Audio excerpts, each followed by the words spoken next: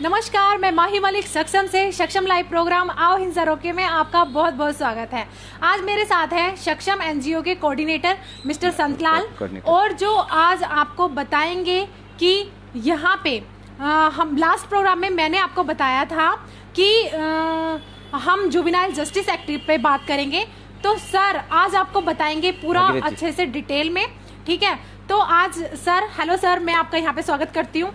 नमस्ते। तो आज आप हमें सबको, मुझे भी और हमारे दर्शकों को बताइए कि जुवेनाइल जस्टिस एक्ट होता क्या है और इसका ये कैसे यूजफुल है हम सबके लिए। बिल्कुल माही जी, थैंक यू आज सपोर्ट के लिए। आप साथ में हैं और हमें भी अच्छा लग रहा है कि आपको काफ़ी कुछ सीख रही हैं और काफ़ी कुछ समझने का प्रयास भी कर रही हैं, और लगातार दर्शकों से ही नहीं बल्कि बच्चों के साथ में और पेरेंट्स के साथ में उसी तरह संवाद स्थापित कर रही हैं।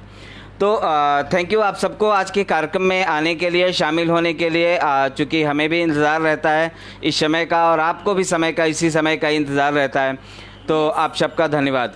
पहली बात तो हमें ध्यान रखना चाहिए कि जब हम बाल न्याय की बात करते हैं तो ये कानून क्या है, कब आया। तो आपको ये बता दें, बच्चों की देखभाल एवं सुरक्षा अधिनियम 2000 कानून एक्ट है ये, और ये एक्ट की जो ज़रूरत इसलिए पड़ी चूँकि जो असहाय बच्चे हैं, मजबूर बच्चे हैं, या फिर जो बेसहारा अनाथ बच्चे हैं, या मुश्किल हालात में जो जीवन जीने वाले बच्चे हैं, उनको एक संरक्षण देने का एक प्रारूप है एक तरह से। और साथ ही हम लोग आपको ये भी बताना चाहेंगे कि अगर हम कानून की बात करें तो इसमें सबसे पहली बात यह है कि हम बच्चा किसे कहते हैं। हाँ, ये समझना बहुत जरूरी है। और ये एक कानून ऐसा है जो जेजे एक्ट है। हाँ। इस एक्ट में कहा गया है कि 18 साल से कम उम्र के जितने भी बच्चे हैं उन्हें बच्चा ही समझा जाएगा, क्योंकि 18 वर्ष से ऊपर तो वो बालिग हो जाते हैं और बिल्कुल किशोर में आ जाते हैं। हाँ। किशोर में आ जाते हैं। तो 18 वर्ष के नीचे के जो बच्चे हैं वो सभी उम्र के बच्चे, 18 वर्ष से जितने भी नीचे के जो बच्चे हैं वो सभी उम्र के बच्चे जो है वो जेजे एक्ट का पार्ट हैं और वो जेजे एक्ट के अंतर्गत आते हैं। ये बहुत अच्छी बात है। ये एक ऐसा कानून है जिसमें पूरा का पूरा क्लियर 18 वर्ष दिया गया है। हाँ। बाकी बहुत सारे ऐसे कानून है जिसमें बीच में भी रोका गया है, किसी में 16 साल है, किसी में 14 साल है। जैसे श्रम कानून के 14 साल के बाद जो है वो थोड़े बहुत उस तरह के काम कर सकता है। हाँ। जो जोखिम भरे नहीं है। लेकिन ये कानून है जिसमें पूरी तरह बच्चा माना गया है 18 साल से नीचे के बच्चे को। हाँ, क्योंकि बच्चा इतना मैच्योर भी नहीं हो पाता, हाँ। बिल्कुल। और कानून जो है ये उन बच्चों के लिए कानून है जो असहाय, मजबूर, बेसहारा, अनाथ या मुश्किल हालात में जो रहने वाले जो बच्चे हैं। हाँ, ये उनके लिए ये कानून बनाया गया है। कितना अच्छा है। बिल्कुल। और आपको ये बताना चाहेंगे कि ये कानून जो है इसे 2 कैटेगरी में बच्चों को बांटा गया जी। जो पहली कैटेगरी है, क्योंकि 2 कैटेगरी में अगर हम लोग बात कर रहे हैं तो इसकी पहली कैटेगरी है देखभाल और सुरक्षा की। हाँ। दूसरी कैटेगरी है अपराध में लिप्त बच्चे, अपराधी बच्चे नहीं। हाँ। क्योंकि बच्चों को अपराधी नहीं बोला जा सकता इस कानून के अंतर्गत, और बच्चों को अपराधी बोला भी नहीं जा सकता, और बच्चे अपराधी होते भी नहीं है। हाँ, वैसे भी माँ के पेट से अपराध तो कोई सीख के नहीं आता। कुछ ना कुछ ऐसी मजबूरियां रह जाती हैं और अपराधी बनाया जाता है एक तरह से। जी। तो इसीलिए कहते हैं अपराध में लिप्त बच्चे। तो ये जो कानून है इन्हें 2 भागों में बांटा गया है। पहला जो है देखभाल और सुरक्षा से संबंधित वाले जो बच्चे होते हैं। हाँ। और दूसरा ये होता है कि अपराध में लिप्त बच्चे होते हैं। अब अगर हम लोग बात करते हैं कि देखभाल और सुरक्षा से संबंधित कौन से बच्चे होते हैं। हाँ। तो ये समझना बहुत ज़रूरी है। इसके लिए आपको ये बताना बहुत ज़रूरी है कि हमारे कानून में स्पष्ट तौर पे दिया गया है जिसके माँ बाप नहीं हैं। हाँ। बहुत सारे ऐसे आपको बच्चे मिलेंगे जिनके माँ बाप नहीं हैं, जिनके पास रहने की जगह नहीं है, जो भीख मांगने वाले बच्चे हैं, जो कामगार बच्चे हैं, या जो सड़क पर जो है आपने सोने रहने वाले जो बच्चे होते हैं। हम लोग जो है खासकर जो आपदा से ग्रसित बच्चे होते हैं, इस तरह के जो सभी बच्चे होते हैं वह बच्चे आ जाते हैं देखभाल और सुरक्षा की श्रेणी में। जी। ठीक। अब हमारे दिमाग में या किसी और के दिमाग में यह प्रश्न ज़रूर आ सकता है कि भाई देखभाल और सुरक्षा की बात तो ये तो माँ बाप का है, पड़ोसी का है। बिल्कुल सही बात है कि ये माँ बाप का है, पड़ोसी, लेकिन सरकार का ये कानून कहता है कि जिनके माँ बाप नहीं हैं, जो असहाय हैं, हाँ। जो सुरक्षित नहीं महसूस कर पा रहे हैं अपने आप को, या समाज में या परिवार हो कहीं भी, यदि अपने आप को सुरक्षित नहीं महसूस कर पा रहे, या फिर वो बच्चे जो रोड में, आपने देखा होगा बहुत सारे भीख मांगने वाले बच्चे होते हैं, कामगार बच्चे होते हैं, यानी कि जो भी ऐसे बच्चे हैं जिनके आगे पीछे कोई नहीं है, जिनका जो खतरे की सिचुएशन पे जो रहने वाले बच्चे हैं, हाँ। उन सभी बच्चों की देख रेख और सुरक्षा की जिम्मेदारी है वो इस कानून के तहत निर्धारित की गई। वाह, बहुत अच्छा है ये, मुझे भी जानकर अच्छा लगा, हमारे दर्शकों को भी जानकर अच्छा लगेगा। और मैं कहना चाहूँगी यहाँ पे कि अगर आपको हमसे इस एक्ट के बारे में अगर कुछ मतलब आपको मन में क्वेश्चन उठ रहा है तो आप हमें अभी यहाँ पे कमेंट कर सकते हैं और जान सकते हैं, अगर आपको कुछ भी यहाँ पे हमसे जानने की इच्छा है तो। हाँ, तो सर मुझे भी जानकर अच्छा लगा कि मतलब जो बच्चे बेसहारा हैं, उनका कोई नहीं है जिनका, तो उनकी देखो सुरक्षा और देखभाल के लिए है ऑलरेडी व्यवस्था है। लेकिन हम लोग क्या है कि जनता के बीच में इस तरह की अवेयरनेस नहीं है, जनता को इस तरह की जानकारियां नहीं है, कानून के बारे में ऐसा ज़्यादा कुछ बताया नहीं जाता है, कुछ चिन्हित और विशेष लोगों को जानकारी रहती है, जिस कारण से बहुत सारे ऐसे बच्चे हैं जिनको लाभ नहीं मिल पाता। हाँ, कुछ ही लोग जानते होंगे मेरे ख्याल से, जो अभी बहुत सारे लोग ऐसे होंगे जो नहीं जानते होंगे। तो अभी आप हमसे जुड़िए, हमें देखिए और जानिए कि हम कैसे बच्चों की सुरक्षा के बारे में यहाँ पे बात कर रहे हैं और कैसे जुवेनाइल जस्टिस एक्ट बच्चों की हेल्प करता है, शुरू से लेके 18 वर्ष तक के बच्चों का वो पूरा एक बताया हुआ है। उन्होंने अपना एक कानून नियम तय किया हुआ है कि 18 वर्ष तक के बच्चों की वो सुरक्षा और देखभाल करेंगे, ये उनकी एक जिम्मेदारी है। तो अगर हम जानेंगे नहीं तो हम कैसे अपने अधिकारों के बारे में बात करेंगे?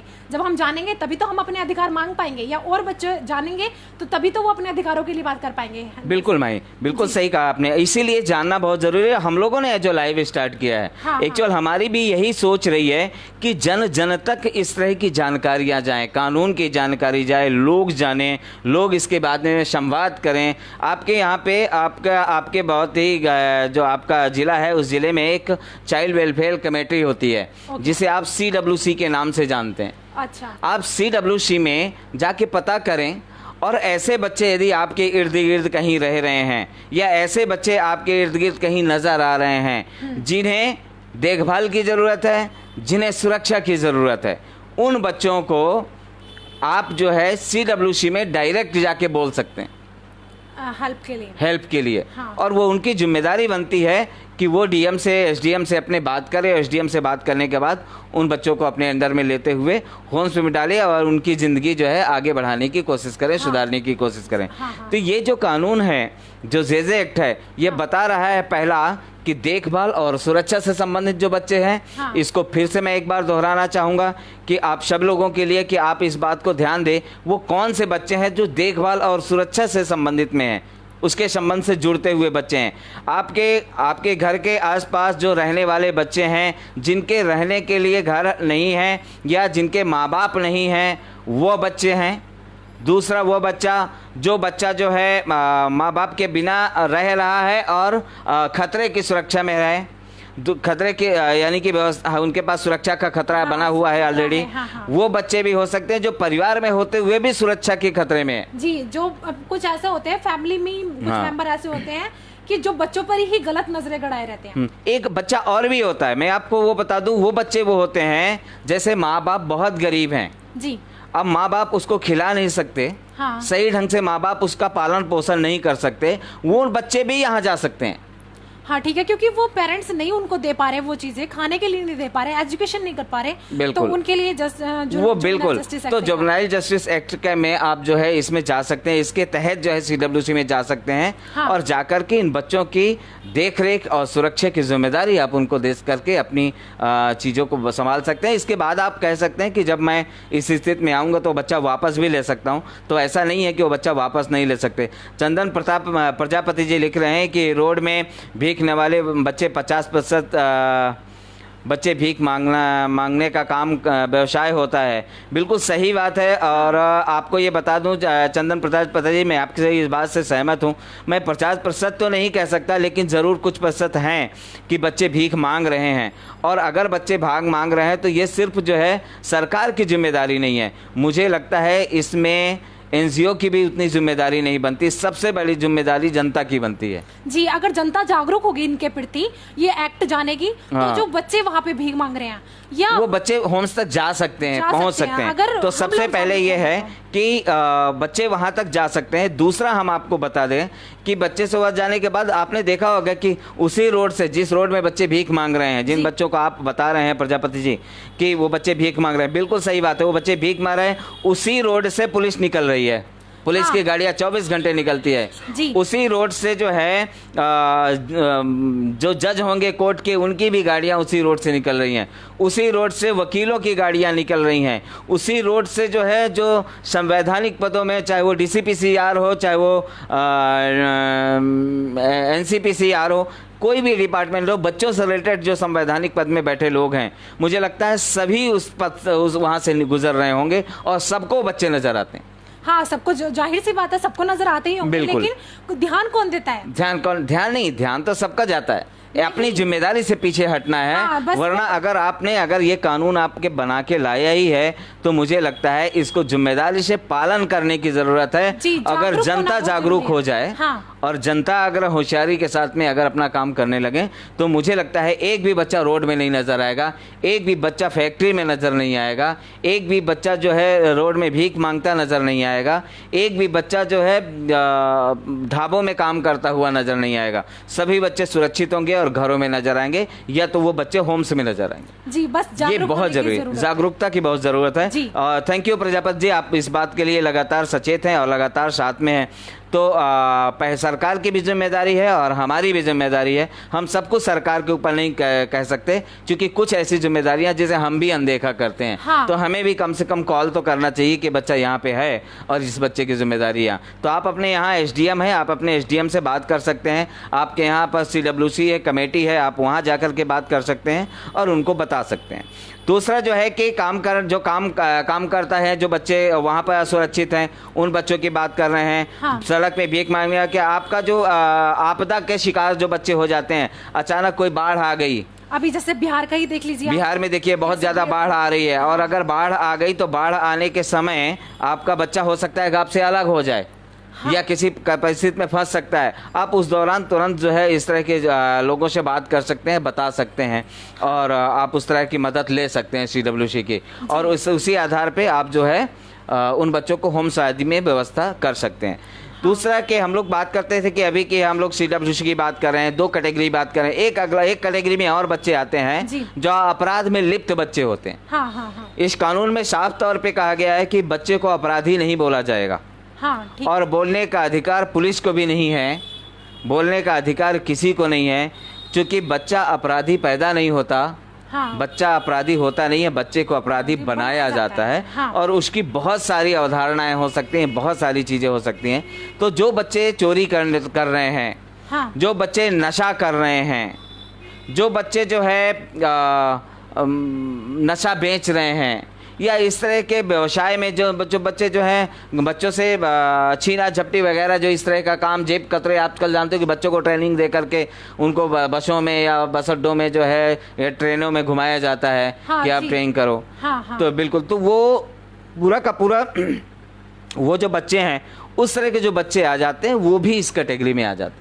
अच्छा, तो ये भी बहुत ज़रूरी है हम सबको जानना कि आगे इसका क्या है, इस कानून का क्या है। तो आपको बताना बहुत ज़रूरी है कि आपके क्षेत्र में CWC, क्योंकि अगर मैं इस पूरे कानून को अगर बहुत विस्तार से बताऊंगा, हाँ, तो मुझे लगता है कि मैं शायद नहीं बता पाऊंगा। बहुत बड़ा, क्योंकि बहुत ज़्यादा चर्चा करनी पड़ेगी, कम से कम 1 दिन का पूरा चर्चा का विषय है। हाँ। इसलिए मैं आपको मेन पार्ट्स, मेन चीज़ों को बता रहा हूँ, ताकि आप उसको जानें, आप खुद उसको पढ़ने का प्रयास करें। जी। और अगर आपको अधिक जानकारी चाहिए तो आप सक्षम का जो नंबर है हमारा, फेसबुक नंबर, व्हाट्सएप नंबर है 9311124880। आप इसको इस पे आप जानकारी हमें से मांग भी सकते हैं और हम आपको जानकारियाँ दे भी सकते हैं।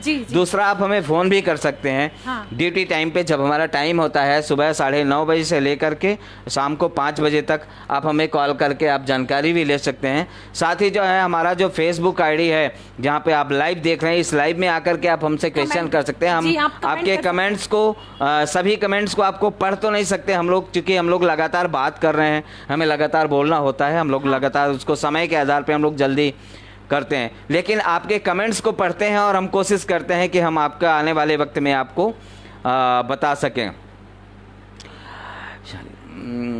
बहुत सारे लोग अभी हमें कमेंट्स करते भी आ रहे हैं, लड़ना झगड़ना, बिल्कुल सही बात है, आप लोग बिल्कुल सही कह रहे हैं कि है, लेकिन फिर भी हम आपको बता रहे हैं कि आपको जो CWC जो कमेटी बनी हुई है, इसे हम चाइल्ड वेलफेयर कमेटी कहते हैं जी, CWC को। तो आपके यहाँ पर चाइल्ड वेलफेयर कमेटी है, और अगर मैं शाहबाद डेयरी एरिया के देखूँ तो आप यहाँ भी एक कमेटी है, आप यहाँ पे जा सकते हैं। SDM ऑफिस है, उसी के आगे पर है, SDM ऑफिस के बगल में, और आप वहाँ पे जाके आप पता कर सकते हैं।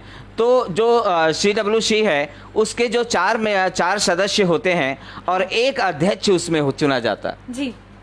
और सबसे बड़ी बात यह है कि जो 4 सदस्य होते हैं उसमें से कुछ लोग NGO सेक्टर के भी होते हैं, हम जैसे लोग भी होते हैं जो सोशल सेक्टर से जुड़े हुए लोग होते हैं। तो आप जो है हमारा जो अलीपुर में हमारा ऑफिस है CWC का, तो दूसरा आप यहाँ पे जा सकते हैं। दूसरा ऑफिस हमारा यहाँ पे अवंतिका में भी एक ऑफिस है, आप अवंतिका में भी पता कर सकते हैं। तो जहाँ तक मैं अपने यहाँ की बात कर सकता हूँ तो मैं आपको अपने यहाँ का बता रहा हूँ कि अवंतिका में और अलीपुर में 2 जगह ऑफिस है।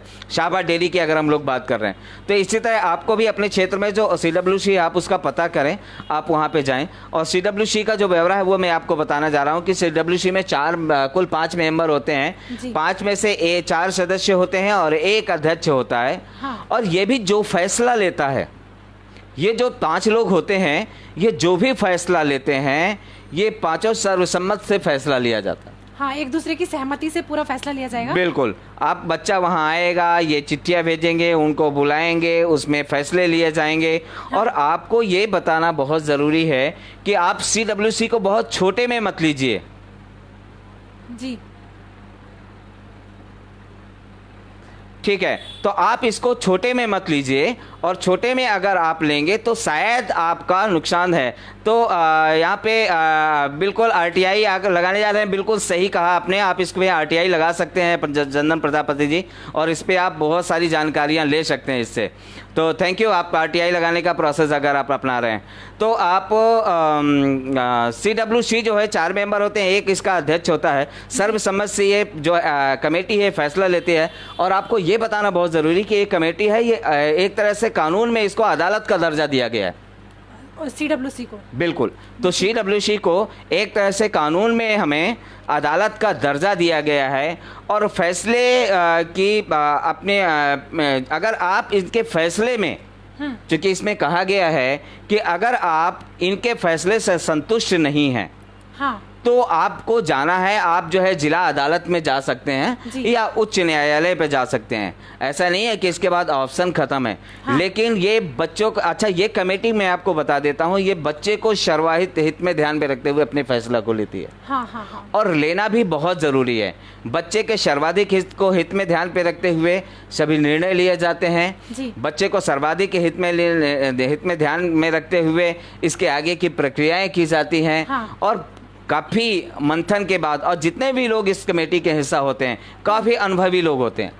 हाँ। जिन्हें कई सालों का अनुभव होता है, वो इस कमेटी का हिस्सा होते हैं। और आपको यही बता दूं कि खासकर जो है SDM जो है बीच बीच में जो है इनकी मीटिंग भी करते रहते हैं, जानकारी के लिए मैं आपको बता दूं। हाँ, तो ये आपका जो CWC है, इनके जो 4-5 मेंबर हैं, ये पूरी तरह, तो आपको ये जानना बहुत ज़रूरी है कि ये CWC क्या है, तो आपको बताया गया है। हाँ। उम्र की बात है, अब ये लोग की यह है कि बहुत सारे ऐसे लोग होते हैं जो कहते हैं बच्चा इतनी उम्र का है नहीं।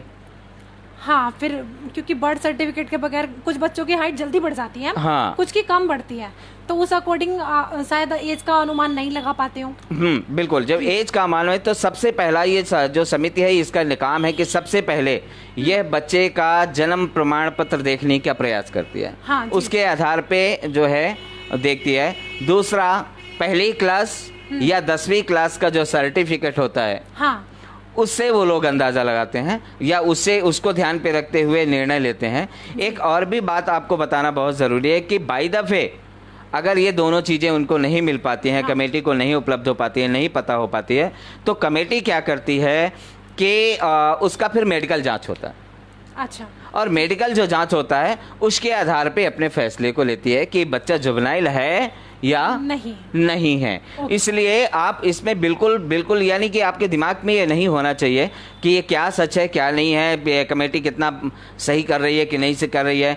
बिल्कुल कमेटी बच्चे को सर्वाधिक हित में ध्यान पे रखते हुए अपने फैसले सुनाती है और उसी फैसले के साथ में अपना काम करती है। आपको बताना बहुत ज़रूरी है कि ये फैसले इतना जल्दी भी नहीं होते और इतनी देर तक भी नहीं चलते।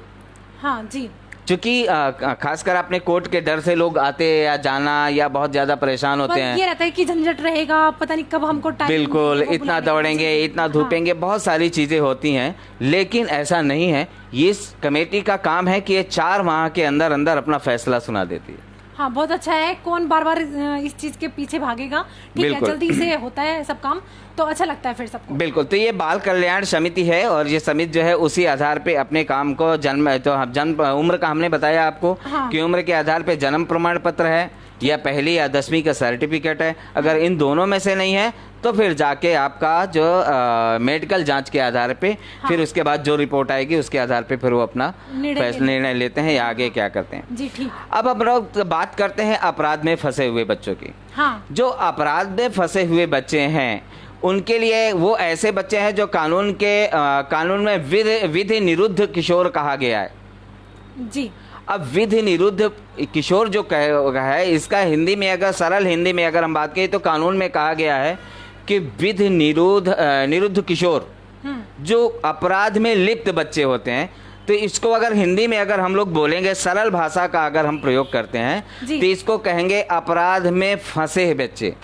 हाँ। देखो, मैंने पहले भी कहा था कि हम बच्चे को अपराधी नहीं कहेंगे और ना ही हम समझ सकते हैं। हाँ। और इसको इसीलिए इसमें कहा गया है कि अपराध में लिप्त बच्चे, यानी कि हिंदी में अगर हम लोग विधि निरुद्ध किशोर की अगर हम बात करते हैं तो उसमें कहा गया है कि अपराध में फंसे हुए बच्चे। हाँ जी, ठीक। अब वो जो अपराध में फंसे हुए बच्चे हैं, मैंने उनके बारे में आपको बताया था कि कोई व्यक्ति उनसे गलत काम करवाता है, चोरी करवाता है या फिर जाके जेब कतरे का काम सिखाता है, जेब कतरे के काम पे लगाता है, उनसे काम करवाता है या फिर उनसे गलत व्यवसाय करवाता है, उनके साथ में मारपीट करता है या फिर जाकर के यानी कि जो भी चोरी छीना झपटी वगैरह इस तरह के जो केसेस में फंसे हुए बच्चे होते हैं जी जी, वो बच्चे को जो है विधि निरुद्ध किशोर के रूप में कानून में दर्शाया गया है, यानी कि अपराध में फंसे हुए बच्चे। इसीलिए हम उसको कानून में भी उसको अपराधी घोषित नहीं किया गया, अपराध हम नहीं कह सकते। अब इसी आधार पे हम आपको बताना चाहेंगे कि इस पे होता है जेजेबी। एक है जेजेबी। हाँ। अदालत में यानी कि CWC में जो बच्चा जाता है, CWC का काम है कि वो उस बच्चे को आगे भेजे। हाँ। और वो बच्चा जेजेबी में जाता है। ठीक है, अगर इसको हम रेफर करेगी तो बिल्कुल इसका अगर पूरा हम अगर अनुवाद करेंगे जेजेबी का, जुवेनाइल जस्टिस बोर्ड। हाँ, ठीक है। तो ये भी कोर्ट है, बच्चों का न्यायालय है, बाल न्याय परिषद जी हम इसे कहेंगे। हाँ, बाल न्याय जेजेबी को बाल न्याय परिषद कहेंगे। हाँ। यहाँ पे ऐसे बच्चे होते हैं जो बच्चे जो है अपराध में लिप्त बच्चे होते हैं, वो उस तरह के जो हम बात कर रहे हैं कि हाँ। अपराध में फंसे हुए बच्चे होते हैं, वो बच्चे खासकर जो है जेजेबी में जाते हैं। वो CWC वो है, वो जेजेबी में इन बच्चों को रेफर करता है। हाँ, ठीक है।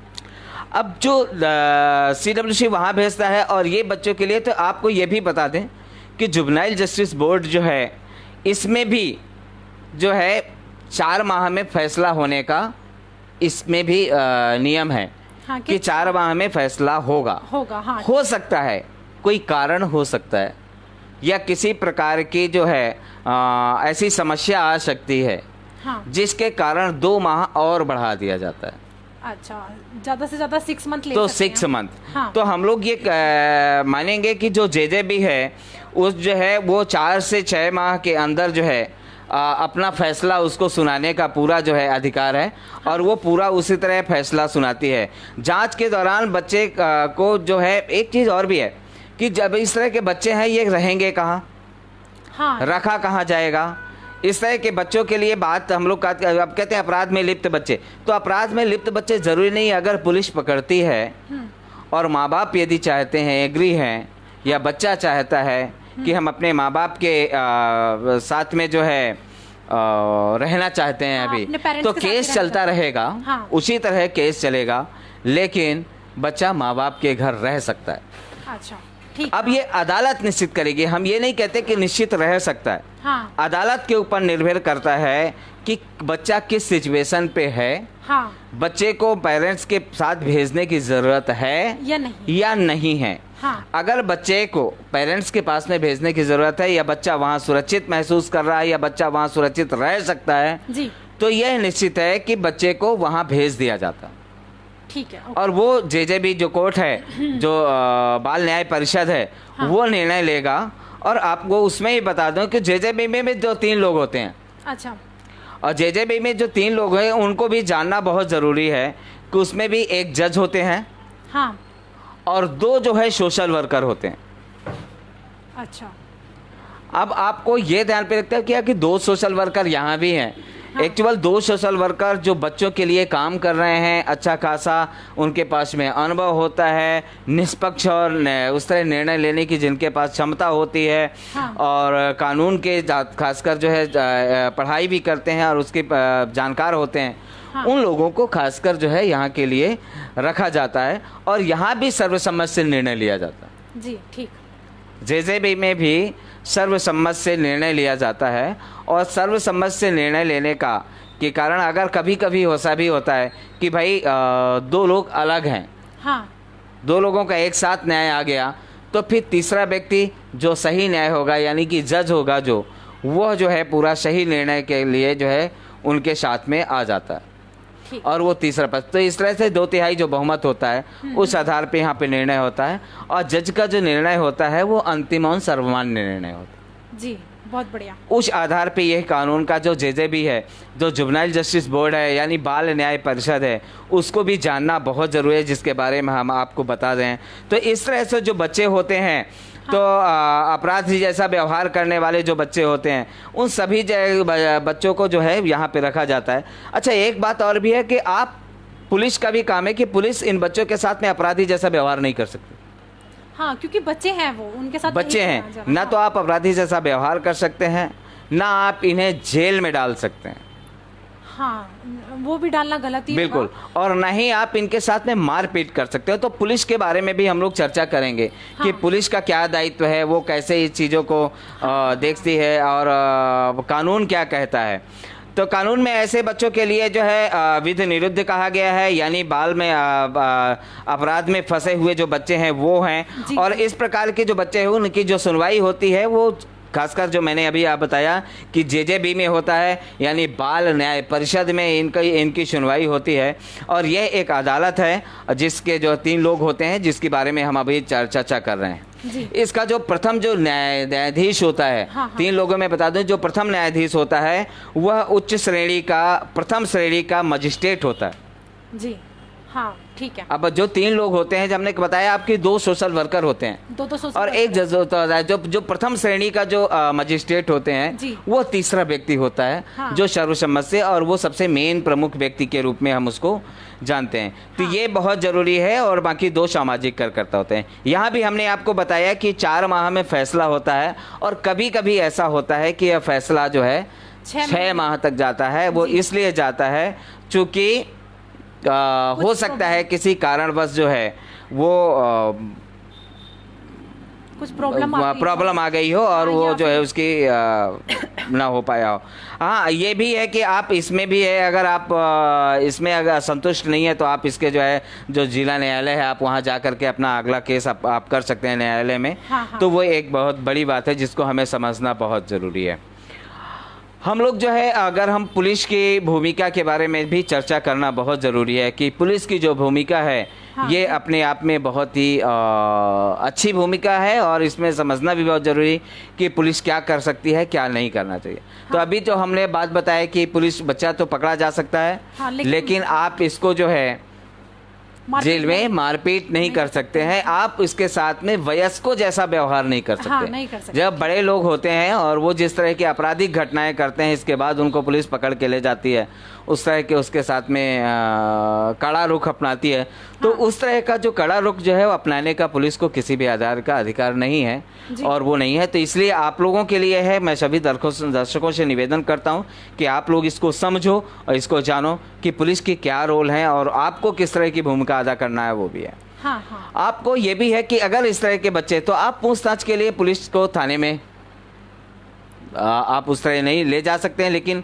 जो पुलिस वाले में है, आपको ये भी बताना है कि आपके प्रत्येक थाने में, एक बात मैं भूल रहा था जिसको मैं जोड़ना बहुत ज़रूरी है, आपके प्रत्येक थाने में बाल कल्याण अधिकारी बनाया गया है। अच्छा। आईओ स्तर का एक अधिकारी होता है। हाँ। और ये जो बाल कल्याण अधिकारी है, आपको प्रत्येक थाने में आपको नियुक्त मिलेगा।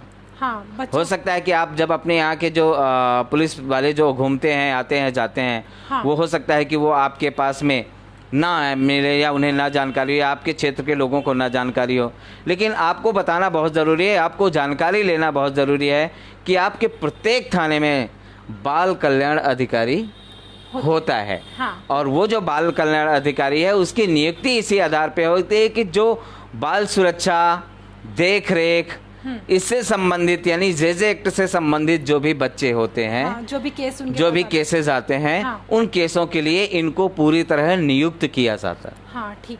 तो ये भी समझना बहुत ज़रूरी है। अब हम आपको बता देंगे कि आपको बच्चों से, खासकर ये जो लोग होते हैं, ये वर्दी में नहीं होते। अच्छा, ये सिंपल यूनिफॉर्म में सिंपल, ताकि बच्चा डरे ना, हाँ। बच्चे के अंदर घबराहट ना आए। और आपको इसके लिए जो है लेकिन एक बात भी है कि अगर आप ये भी बात कर सकते हैं कि वर्दी में नहीं होते, ये हमने कह दिया और आप मान लें कि वर्दी में नहीं होते, हाँ। घटना के वक्त वो वर्दी में भी हो सकते हैं। ठीक है। हाँ, इसलिए इसमें पाबंदी नहीं है और ये समझना बहुत ज़रूरी है, आपको और जानना बहुत ज़रूरी है कि हम आपको स्पष्ट तौर पे बता सकते हैं कि बच्चों से पूछताछ या बच्चों के उस तरह की जो चीज़ें होती हैं जानने समझने के लिए या लिखा पढ़ी करने के लिए, या हो सकता है रिपोर्ट जो है दर्ज बनाने के लिए जब ये यहाँ से जाएंगे, हाँ। तो आपको ये पता होगा कि ये बताना बहुत ज़रूरी है कि उस समय ये वर्दी में नहीं होंगे, लेकिन घटना के वक्त में वर्दी में हो सकते हैं। इसके लिए कानून में किसी भी प्रकार की पाबंदी नहीं है जी। तो ये हम सबको जानना बहुत ज़रूरी है। तो ये पालन करना और खासकर ये है कि ऐसे बच्चे हैं 7 साल तक की सज़ा का प्रावधान जिन बच्चों को के अंदर पे आता है, वो उन बच्चों की बात हम लोग कर रहे हैं कि जो जेजेबी में वो जाते हैं और वो उस आधार पे होते हैं। अगर वो उस अपराध से ऊपर का वाला है तो जेजेबी ये निर्णय लेगा कि ये केस यहाँ चलेगा या नहीं चलेगा, वो फिर जेजेबी आगे उसको रेफर कर सकता है उस केस को, अगर वो जानते हैं कि जी। मैं यहाँ पे चंदन प्रजापति ने हमको कमेंट किया हुआ है। वो ये बोल रहे हैं, हम जिस देश में रह रहे हैं उस जगह एक आदमी क्रिमिनल से ज्यादा, पुलिस से ज्यादा डरता है। बिल्कुल सही है। तो मतलब जो देश के रक्षक